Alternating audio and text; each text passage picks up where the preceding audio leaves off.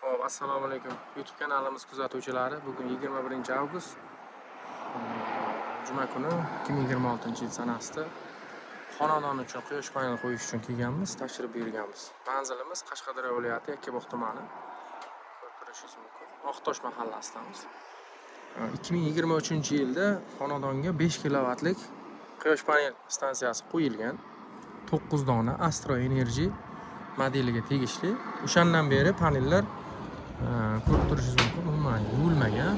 Bu vaholanki to'g'ridan to'g'ri panellarni yaxshi tok ishlab chiqarmaslikka olib keladi. Panellar yuvib turish kerak. Mana bunaqa holatda chang to'g'ridan to'g'ri panel yuzasiga tushib elektr energiya ishlab chiqarishni kamaytiradi keskin. 50% gacha, даже 60% gacha kamaytiradi. Bundan tashqari nimaga atsinkovka bilan, ya'ni xo'p, atsinkovka metal bilan qo'yinglar deymiz. Mana zanglovchi metallar bo'lgan bo'lsa, mana shu 3 yil bo'lgan. Ko'rib turishingiz mumkin, zanglab, даже zanglamas metal ustiga ba'zi holatlarda mana bu tomoniga ham chiqib ketadi-da bu. Shunaqa holat. Panellarimiz ko'pga bormasdan mana ko'rib turishingiz mumkin. Tashqi muhit, changlar hamda zanglovchi metallar panellar yuzasiga shikast yetkazib, bundan tashqari changlar to'sqinlik qilib panelda uzoq muddat xizmat qilishini to'sib qo'yishi mumkin. Nima qilish kerak? Tezroq yuvib turish kerak va iloji boricha zanglamas metallar bilan panellarni o'rnatgan ma'qul. Bundan tashqari yana oddiy panel bilan soyalanishda ishlaydigan panelni ham hozir mana joyida tushuntirib ketamiz. Hurmatli kuzatuvchilar, mana bu holatda, mana bu tomimizda, mana quyoshimizda soyalanish tushib turibdi. Mana shu holatda bu panelimiz qancha darajada ishlayapti? Hozir tushuntirib o'tamiz.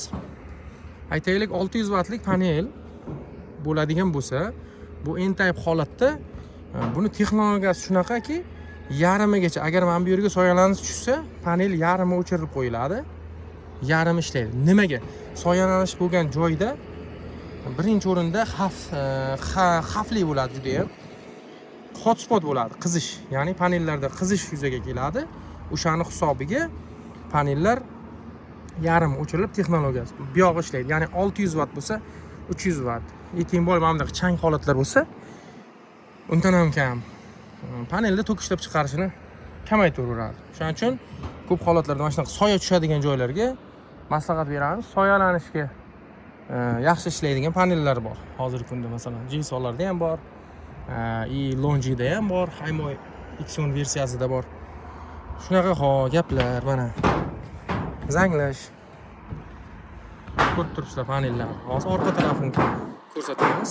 Mana bu holatlarda panellar deyarli ishlamaydi. Xo'p. Kelinglar o'shani ham kuzatamiz. Orqa tarafiga. Bundan tashqari, mana bitta narsa esimizdan chiqib qoldi.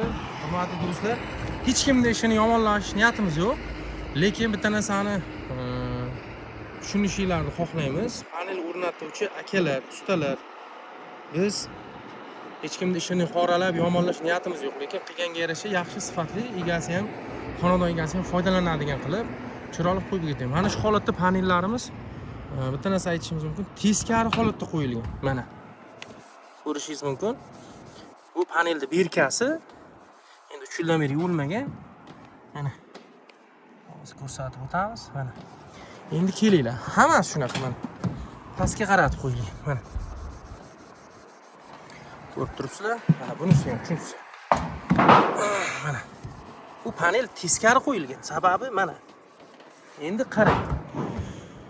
Videoni uzmasdan olib kelamiz hozir. Mana kimnidir ishi 4x2 profil bilan просто tekst varkalangan. Boltkaga qotirilgan, o'zi chirib bo'pti, tamom. Ko'rishingiz mumkin. Mana berkasi. Astro Energy panellar teskari holatda turibdi. Mana tomimiz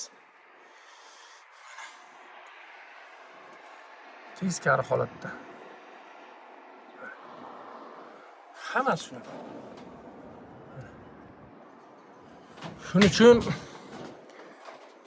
panellarimiz berkalari yuqori holatda pastki tarafga qarab qo'yilgan bo'lishi kerak. Graduslari hamma yog'i to'g'ri ishlangan bo'lsa, qora metalldan emas, iloji boricha zanglamas metalldan qo'yilgan bo'lsa, bemalol 20 yil, 30 yil xizmatingizni qiladi. Xudo xolasa. Panellarga keladigan bo'lsa, yomon panel emas. Shu holatda ham bechara panelimiz mana 9 dona kuniga 20 kilovatcha tok berib turibdi. Endi bu ko'pga bormaydi baribir. Hozir buni ham Xudo xolasa yoniga yana 5 kilovat xonadon egasi qo'ydiryapti. Shu qo'yib, buni ham qo'shib endi yuvib beramiz. Bizni kuzatishda davom etinglar. Sizlar bilan Megawatt jamoasi. Qashqadaryo Yakkabog'.